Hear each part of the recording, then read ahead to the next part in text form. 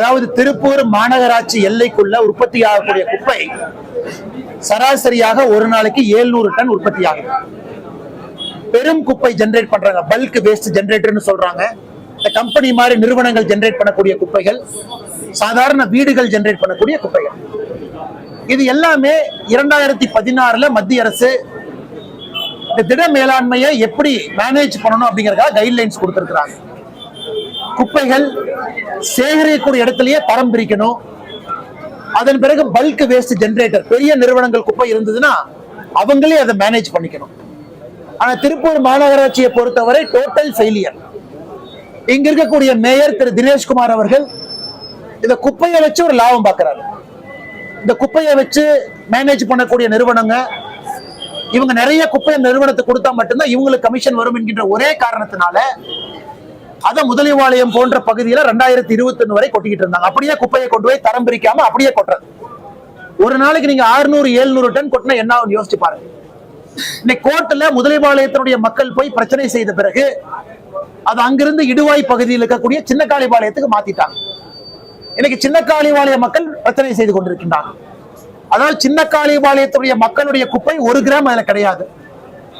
1 gram கூட அவங்களுடைய குப்பை கிடையாது. முழு மாநகராட்சியினுடைய குப்பையை கொண்டு இங்க கொட்டி படிப்படியாக அவங்க குடிக்கக்கூடிய குடிநீர் எல்லாம் மாசுபடுத்தி, ஆடு மாடுகள் குடிக்கக்கூடிய தண்ணீர் எல்லாம் மாசுபடுத்தி, அங்க இருக்கக்கூடிய பிரச்சனைகள், மக்களுக்கு எல்லா விதமான பிரச்சனைகளை உருவாக்கி, எப்படி சின்ன காளிபாளையத்தில் இன்னைக்கு போயிருக்கிறாங்க, முதலிவாளையத்தை பார்த்தாவே நமக்கு தெரியும்.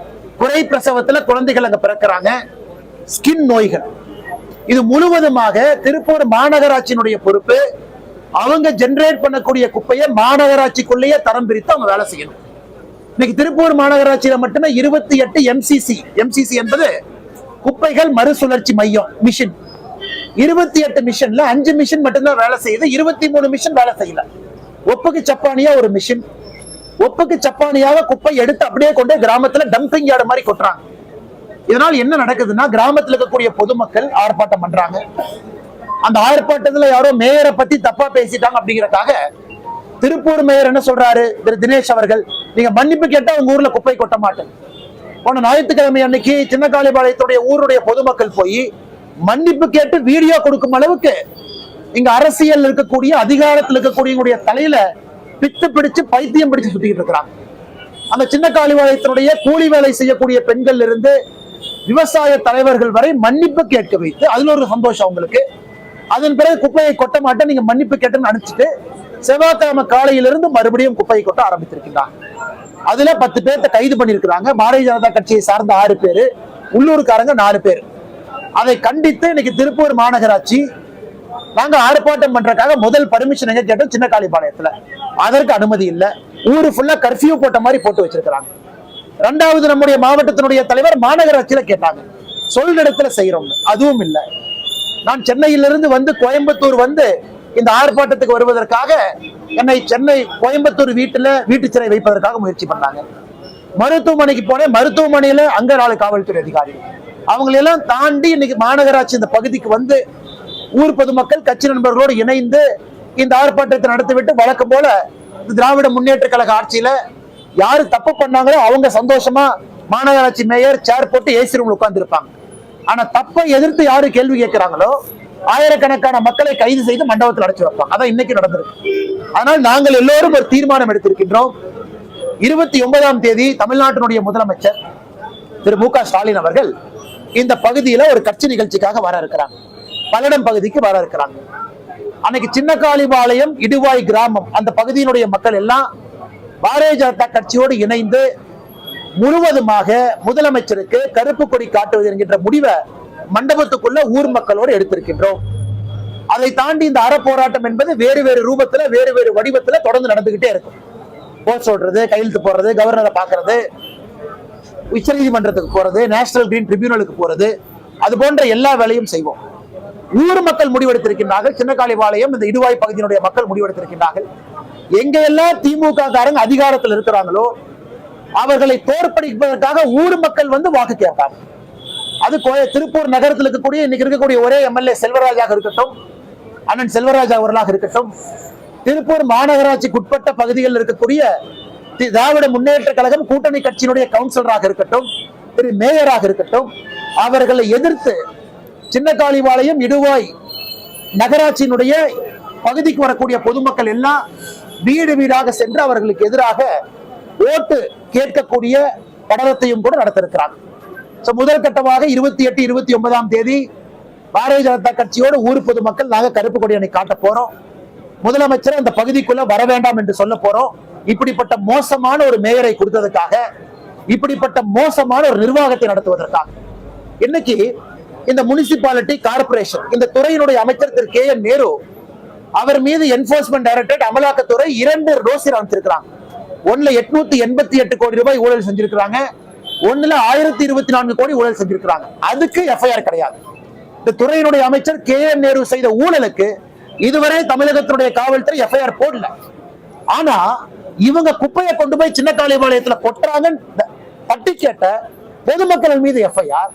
அதுல முருக பக்தர்கள் இருக்கிறாங்க, மாலையெல்லாம் கழட்டிட்டு ஜெயிலுக்கு போயிருக்கிறாங்க.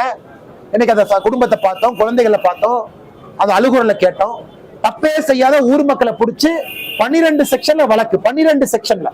அதாவது காவல்துறை பணிக்கு வந்த பெண் காவல்துறை சிப்பந்திகள் மீது தவறாக நடந்தாங்க. இந்த அநியாயத்தெல்லாம் பார்த்திருக்கிறீங்களா? ஹராஸ்மெண்ட் ஆஃப் உமன் கம்ப்ளைண்ட் யாரு?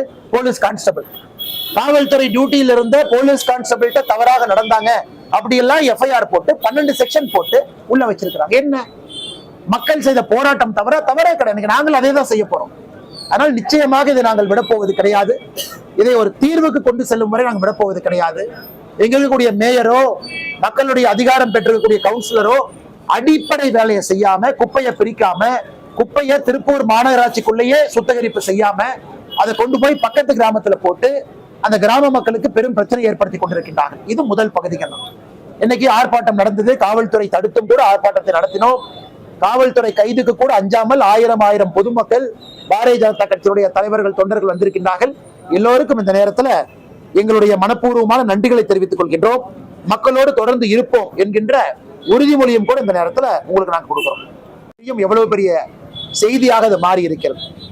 எனக்கு ரொம்ப துரதிர்ஷ்டவசமாக மதுரை மாநகர் நரிமேடு பகுதியில் இருக்கக்கூடிய தீவிர முருக பக்தராக இருக்கக்கூடிய திரு பூர்ணச்சந்திரன் அவர்கள் இன்னைக்கு ஒரு குடும்பத்தோடு 2 குழந்தைகளோடு சந்தோஷமாக ஒரு நடுத்தரமான வாழ்க்கையை வாழக்கூடிய பூர்ணச்சந்திரன் இன்னைக்கு சாயந்தரம் அவரே தீ வச்சு கொளுத்தி இறந்து போயிட்டார். இறந்து போறதுக்கு முன்னாடி 3 ஆடியோ மெசேஜ் தன்னுடைய சூசைட் நோட்டா பதிவு செஞ்சிருக்கிறாங்க.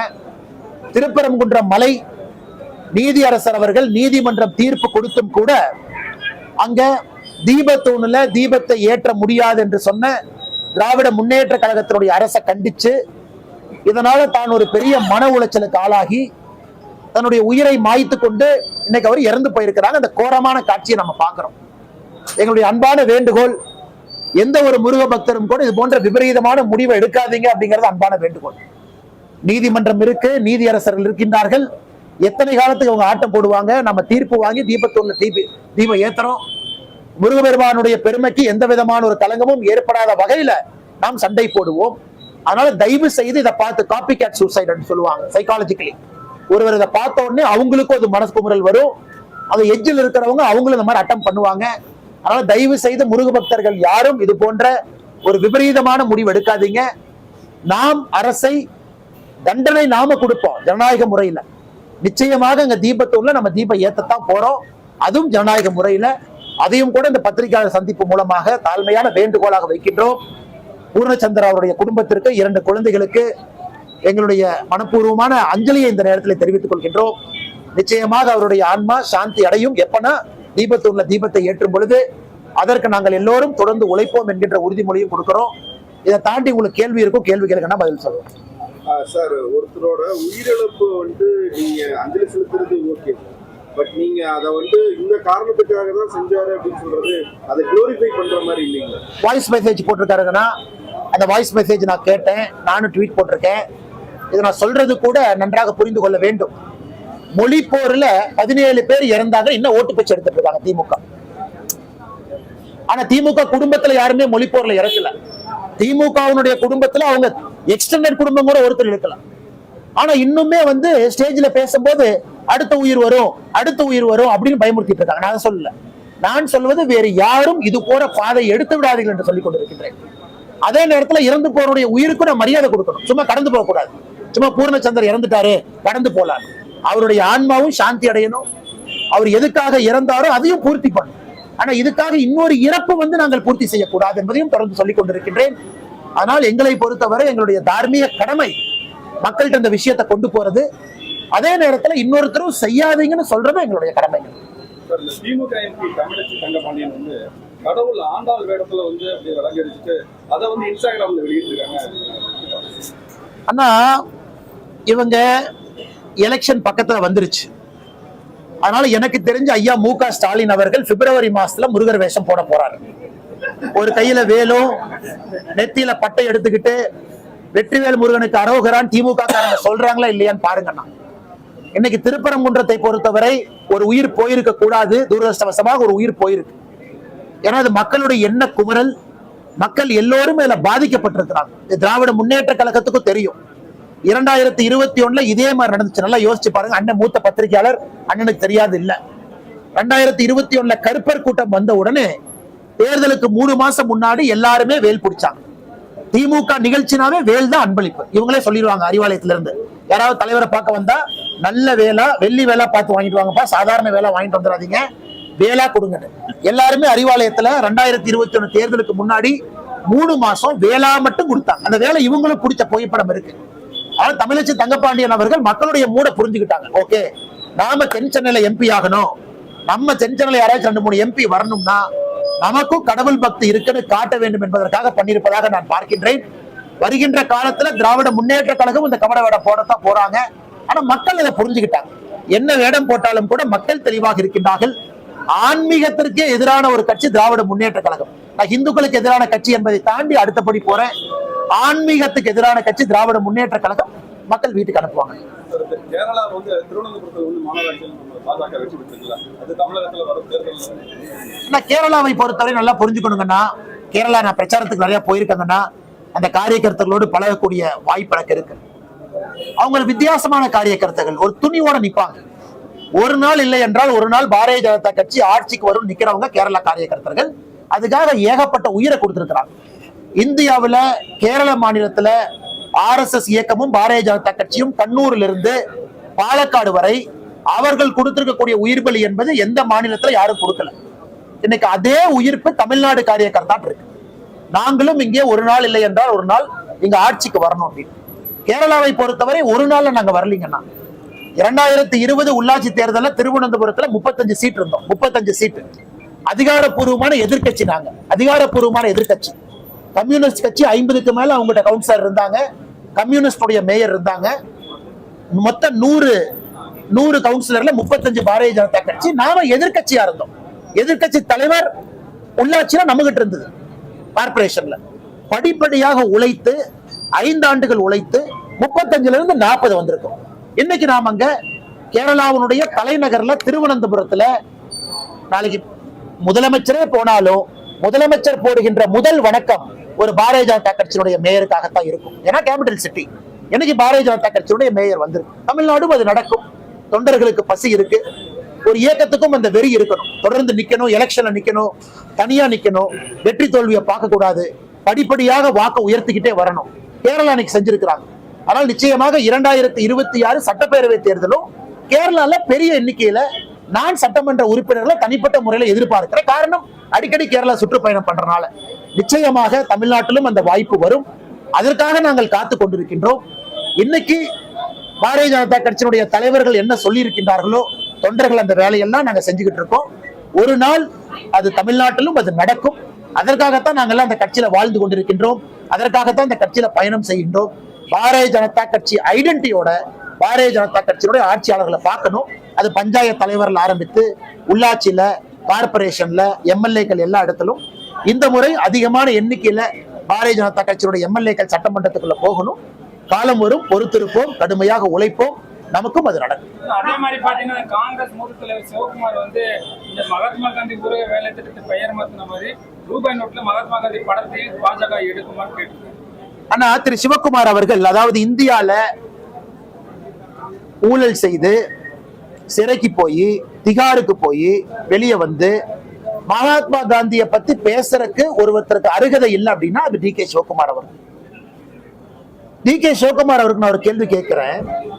2005 திட்டத்தை கொண்டு வந்தீங்க. 2005 மகாத்மா காந்தி பேரே வைக்கல. நண்பர்கள் நல்லா புரிஞ்சுக்கணும்.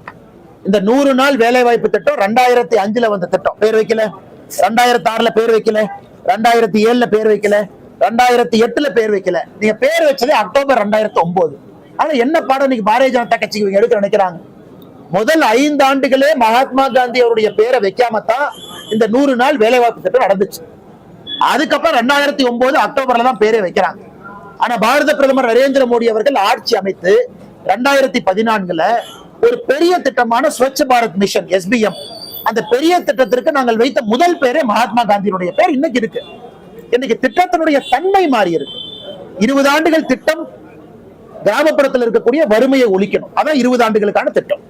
2025 இதனுடைய கூர்மைப்படுத்தி இருக்கிறாங்க. விக்ஷித் பாரத், வளர்ந்த ஒரு பாரதத்தை உருவாக்கணும். அதற்காகத்தான் விக்ஷித் பாரத் அப்படிங்கிற பேர் அதுல வந்திருக்கு. அதிலும் நீங்க நல்லா உத்து பாத்தீங்கன்னா ராம் அப்படிங்கிற ஒரு சப் நேமும் உள்ள இருக்கும். ராமனுடைய பக்தர் மகாத்மா காந்தி. இறக்கும் பொழுது கூட தீய சக்தின்னு சொல்றாங்க. பாரதிய ஜனதா கட்சியும் தீய சக்தின்னு பல காலமா சொல்லிட்டு இருக்கிறோம். அதனால இது ஒன்றும் தீய சக்தி தான் திமுக. தீய சக்தின்னு ஒரு வீட்டில் இருக்கக்கூடிய பெண்மணி இன்னைக்கு சொல்றாங்க. எனக்கு அதான் முக்கிய காரணம். இந்த சினிமா ஸ்டார் சொல்றாங்க, பெரிய அரசியல் தலைவர் சொல்றாங்க, பெரிய ஒரு உயரத்துல இருந்து சொல்றாங்க. வீட்டில் இருக்கக்கூடிய ஒரு சாதாரண பெண்மணி, வீட்டில் இருக்கக்கூடிய மிடில் கிளாஸ் ஒரு பெண்மணி, அவங்க இன்னைக்கு திமுகவை தீய சக்தின்னு சொல்றதை நான் கேட்கிறேன். எனக்கு அது பெரிய வார்த்தை. ஏன்னா இன்னைக்கு சாதாரண அடித்தட்டு மக்களுடைய வாயிலிருந்து திராவிட முன்னேற்ற கழகம் தீய சக்தின்னு சொல்ல ஆரம்பிச்சிருக்கிறாங்க. அது வாக்கு பெட்டியில EVM மிஷின்ல அது மாறும். அதனால் திமுக தீய சக்தி என்பது ஊரறிந்த ஒன்று. யாரோ ஒருத்தர் மேடையில சொல்லித்தான் தெரியணும் அவசியம் இல்லை. புரட்சி தலைவர்ல எப்பவோ அதை சொல்லிட்டாங்க. தீய சக்தி என்கின்ற வார்த்தை அது திராவிட முன்னேற்ற கழகத்தினுடைய அடையாளம். அதுல எந்த மாற்று கருத்து இல்லைங்க. அதே மாதிரி அவர் செங்கோட்டையன் வந்து புரட்சி தலைவி அம்மா, அப்புறம் புரட்சி தளபதி பேசியிருக்காரு. அது செங்கோட்டையன்னா அவருடைய அரசியல். அவரு பயணம் செஞ்சிருக்கிறாங்க. 50 ஆண்டு காலம் ஒரு இயக்கத்தில் இருந்திருக்கிறாங்க. அவருக்கு சொல்வதற்கு எல்லா உரிமையும் இருக்கு. யாரை வேண்டுமானாலும் தலைவராக அவர் ஏற்றுக்கொள்ளலாம். நேத்து ஒருத்தர் தலைவராக ஏற்றிருக்கலாம், இன்னைக்கு அவங்களே தலைவராக அவர் வச்சுக்கலாம். ஆனா செங்கோட்டையனை பொறுத்தவரை அண்ணனை எங்கேயும் நான் குற்றம் சுமத்த மாட்டேன். காரணம், வேறு கட்சியில் இருக்கிறாங்கிறக்கா அப்படி நான் மாத்தி பேச முடியுமா? நான் தவறா போயிடும். நானும் சராசரி அரசியல்வாதி ஆயிடுவேன். ஆனா செங்கோட்டையனை பொறுத்தவரை அவருடைய அரசியல் அவர் பண்ணட்டும். மோதுவது தேர்தல் களத்துல வாக்குப்பட்டியல மோதுவது. ஆனா செங்கோட்டையன் அவர்கள் இந்த கொங்கு பகுதியினுடைய சீனியர் மோஸ்ட் பொலிட்டீஷியன். இன்னைக்கு கொங்கு பகுதியினுடைய சீனியர் மோஸ்ட், என் தமிழ்நாட்டிலே இன்னைக்கு one of the senior most பொலிட்டீஷியனா 50 ஆண்டு காலம் சட்டமன்றத்தில் இருக்கிறாங்க. அது சாதாரண ஒரு வேலை கிடையாது. அதனால அரசியல் அனுபவத்தை நான் கொச்சப்படுத்த விரும்பல. அந்த மனிதர் ஒரு முடிவு எடுத்திருக்கிறாரு, ஒரு அரசியல் களத்துக்கு போறாரு அப்படின்னா யோசிச்சுதான் ஒரு முடிவு எடுத்திருப்பாருங்க.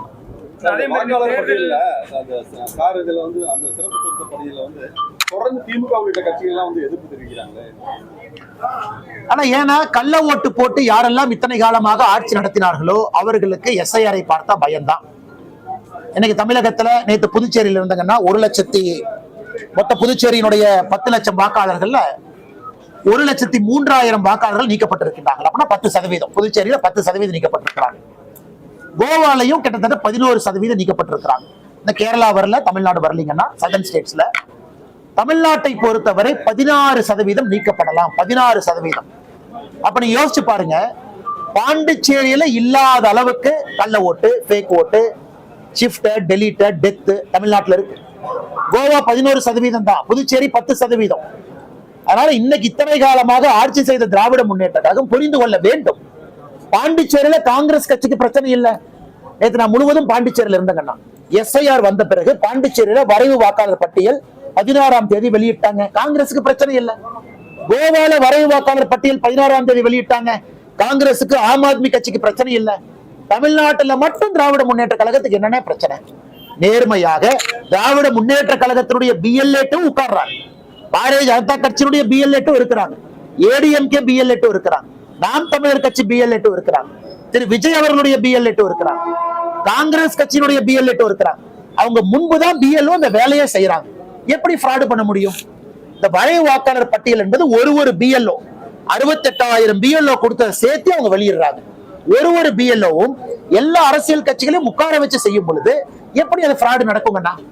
அதனால திராவிட முன்னேற்ற கழகத்தை பொறுத்தவரை போகாத ஊருக்கு வழி சொல்லிக் கொண்டிருக்கின்றார்கள். நிச்சயமாக அவர்களுக்கு தெரியும் கள்ள ஓட்டு போட்டு ஜெயிக்க முடியாது எஸ்ஐஆர் வந்த பிறகு. அதனால புலம்பிக் கொண்டிருக்கின்றார்.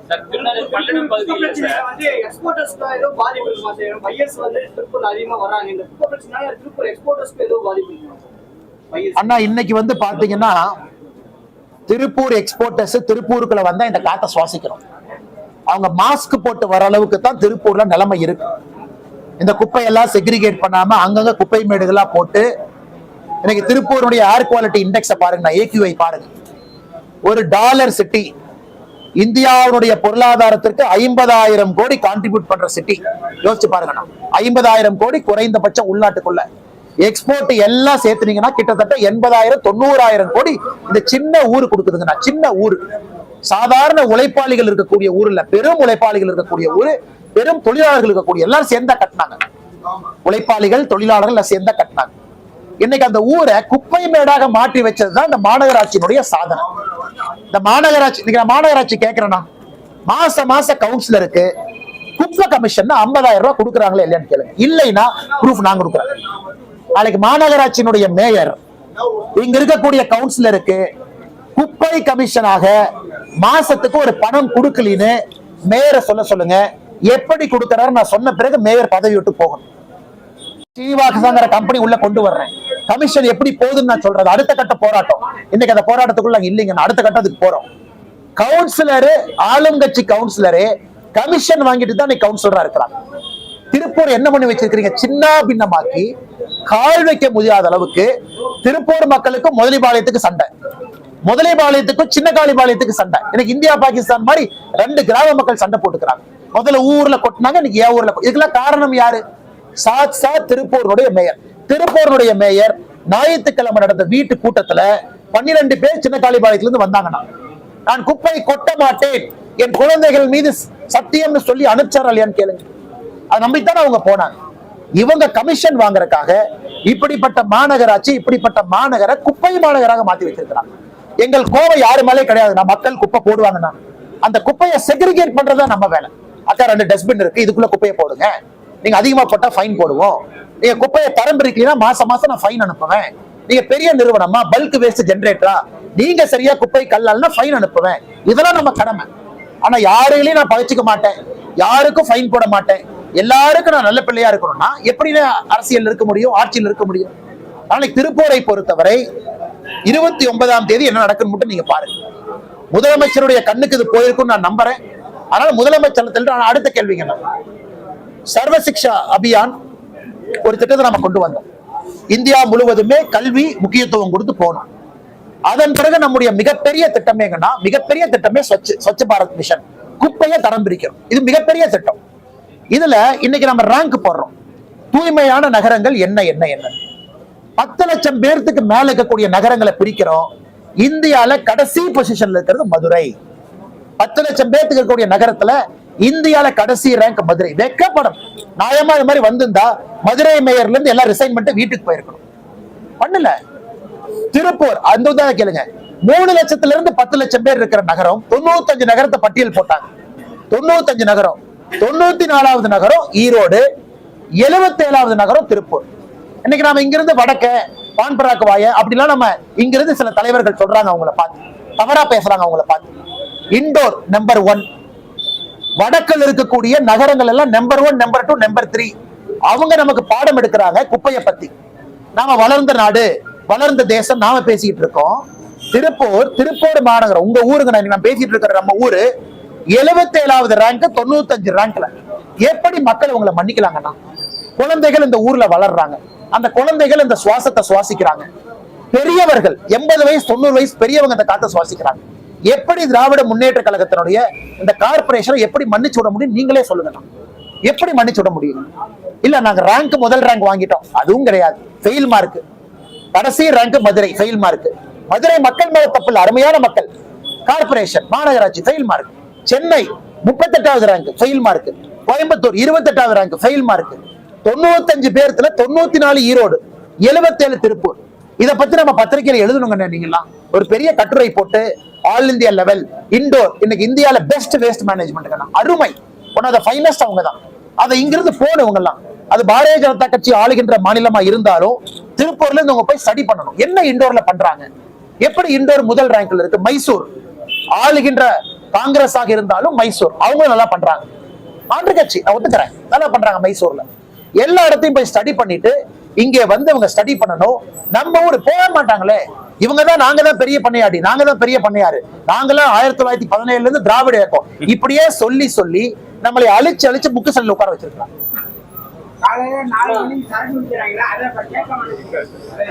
இந்த தேர்தல் வர்றதை முன்னிட்டு அது ஏன் சார் தடுத்து போராடுறீங்க? ஆனா நியாயமான கருத்துக்குன்னு, அதனால நீங்க சொன்னது ஒரு இன்ஸ்பிரேஷனா எடுத்துக்கிட்டுங்கண்ணே. நாம ஏனே ஒரு புத்தக கண்காட்சி நடத்தக்கூடாது? ஆனா நியாயமான கேள்வி தானே கேட்கிறாரு. நாம ஏனே நடத்தக்கூடாது? நாம நடத்துவோம், எல்லாத்துக்கும் வாய்ப்பு கொடுப்பேன். திராவிட அரசியலா உங்களுக்கு வாய்ப்பு கொடுக்குறோம், எல்லாரும் வந்து வைங்க. புத்தக கண்காட்சி நாம எங்க நடத்தக்கூடாது? கரெக்டான கேள்வி தானே கேட்கிறாரு. நீங்க போராட்டம் பண்றீங்க இல்ல அண்ணே, நாம வந்துங்கண்ணே நாங்க புத்தக கண்காட்சி கையில் எடுக்கிறோம். நாம அதுக்குன்னு வந்து மறுக்கிறக்காக இல்ல, எல்லாரும் வந்து வைங்க, எல்லாருக்கும் வாய்ப்பு கொடுங்க. நீங்க சொன்ன மாதிரி ஆன்மீகம் சம்பந்தப்பட்ட எந்த புத்தகமே வைக்க கூடாதுன்னு கம்யூனிஸ்ட் கட்சிக்காரங்க இந்த புத்தக கண்காட்சி வைக்கிறாங்க. அரசு கிட்ட சொன்னா அவங்களும் செய்ய போறது. நாங்க சேலஞ்ச் எடுத்து பண்றோம். தேங்க்யூ அண்ணே, நாங்க சேலஞ்ச் எடுத்து பண்றோம். எல்லாருக்கும் வாய்ப்பு கொடுத்து பண்றாங்கன்னு இந்த ஆண்டு நீங்க பாருங்க. பிரச்சனைக்கு நிரந்தர தீர்வு ஏற்படுத்த அரசுக்கு தெரியலையா இல்ல விரும்பலையா? அரசு விரும்பலீங்கன்னா குப்பை நிறைய இருந்தா கமிஷன் கிடைக்கும். குப்பை நிறைய லாரி நிறைய இருந்தா தான் லாரி நிறைய வரும், அப்பதான் லாரி கமிஷன் கொடுப்பான். குப்பை நிறைய ஏத்தினா தான் லாரி ரொம்ப தூரம் போகும், கமிஷன் கொடுப்பான். கமிஷனுக்காகவே ஆட்சி நடத்துறாங்க. இல்லாட்டி ஒரு நிமிஷம் வேலை எப்படிங்கன்னா 28 MCCல எப்படின்னா 23 MCC வேலை செய்யாம இருக்கும்? நீங்களே சொல்லுங்கண்ணா. நாளை காலையில பத்திரிகை நண்பர்கள் எங்க வேணாலும் போற உங்களுக்கு உரிமை இருக்குண்ணா, எங்க வேணாலும் போலாம், நீங்க எல்லாம் முக்கியமானவங்க. நீங்க போய் நான் சொல்றது பொய்யா இருந்தா நீங்க போய் காலைல செக் பண்ணுங்கண்ணா. 5 MCC மட்டும் ஓட்டுறாங்க. குப்பை மறுசுழற்சி மையம். ஏன் மறுசுழற்சி பண்ணாம இருந்தா தான் அந்த குப்பையை மொத்தமா ஏத்த முடியும். வேஸ்டையே செக்ரிகேட் பண்ணிட்டீங்கன்னா குப்பை டன்னேஜ் குறைஞ்சிரும். 600 டன் வர இடத்துல 100 டன் 200 டன் வரும். எப்படி கமிஷன் கிடைக்கும்?